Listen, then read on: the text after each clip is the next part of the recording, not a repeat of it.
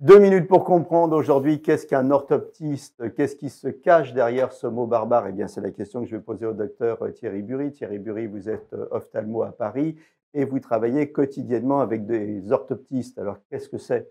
Alors, un ou une orthoptiste, car cette profession essentiellement féminine jusqu'à il y a peu se masculinise beaucoup.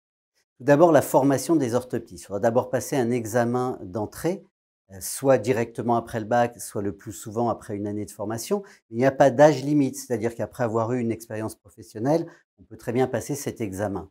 Il y aura ensuite 3 années d'études avec évidemment une partie théorique et une partie pratique dans les services d'ophtalmologie ou dans les services d'orthoptie. Et à la suite de ça, vous allez avoir un diplôme qui est l'équivalent, qui est un diplôme universitaire équivalent d'une licence.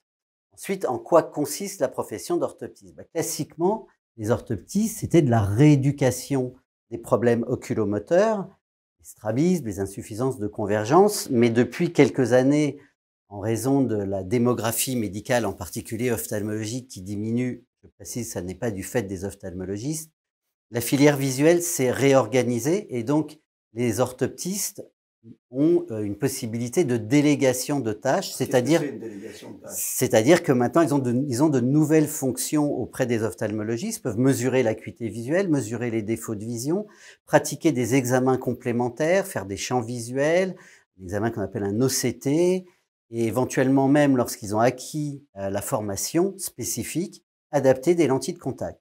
Je précise que tous ces actes sont faits sous la responsabilité et sous le contrôle d'un ophtalmologiste, mais leur permettent de dégager du temps. Comment pratiquer l'orthoptie? Soit en libéral, dans un cabinet que l'on va créer ou en s'associant avec un orthoptiste déjà installé, ou bien en étant salarié dans le public ou dans le privé. Voilà, vous savez tout sur les orthoptistes. À très bientôt.